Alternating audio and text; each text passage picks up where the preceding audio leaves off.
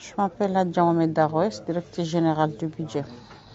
Alors, la première question, c'est la première fois que vous voyez la solution. Quelles sont vos premières impressions concernant le sujet? L'impression, c'est vraiment très important parce que c'est parmi la priorité du gouvernement, de la politique de son Excellence, le président Azali.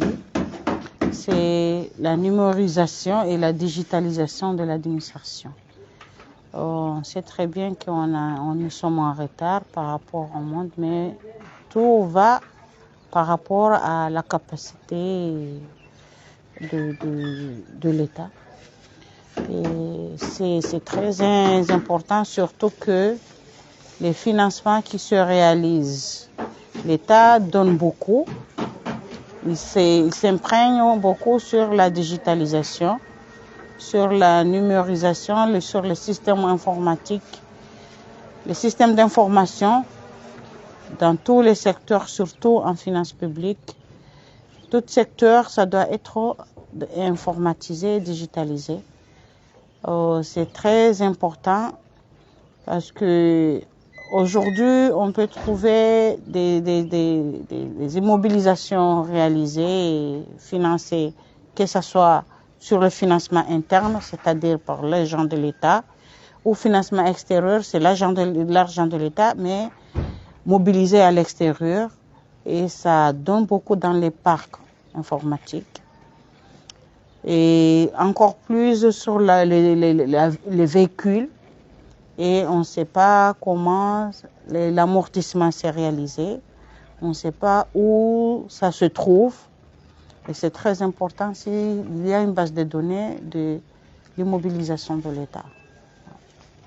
Merci beaucoup. Alors, tout à l'heure, monsieur le directeur général de l'ANL, dans le cadre du plan Comores émergent et la stratégie nationale Comores numérique, parmi les missions qui ont été confiées à l'ANADEL, vous avez été chargé de mettre en place une solution pour gérer les immobilisations de l'État. Quel impact vous recherchez dans la mise en place de cette solution au sein de l'administration? Alors, tout d'abord, je souhaiterais saluer la réponse pertinente que la directrice générale du budget a apportée, puisqu'elle a parlé du désir que le chef de l'État a eu en demandant à ce que le gouvernement comorien mette en place le système d'information de gestion des immobilisations de l'État pour apporter de la redevabilité vis-à-vis notamment des partenaires, mais également pour mieux mesurer les efforts d'appui au fonctionnement de l'administration, qui sont des efforts qui sont significatifs mais mal appréhendés parce qu'il manquait cet outil qui permet quels sont les actifs de l'État, quelle est leur valeur à un instant T. Donc on parlait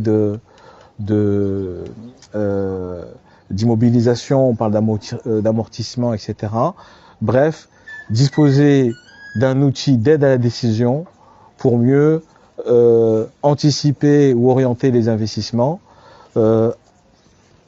Enfin, le chef de l'État, son Excellence Azali Assoumani, dans le cadre notamment de cette nouvelle mandature 2024-2029, a parlé d'accélération dans le développement.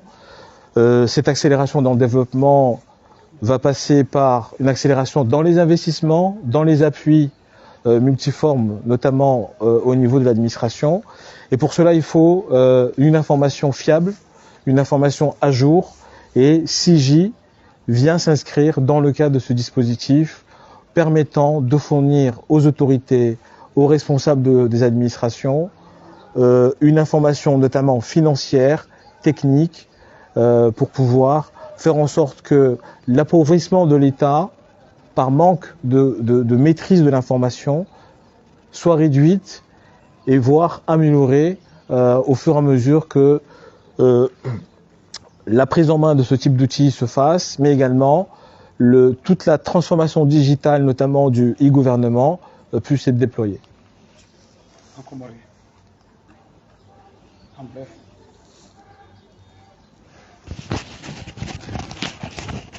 dernière petite question.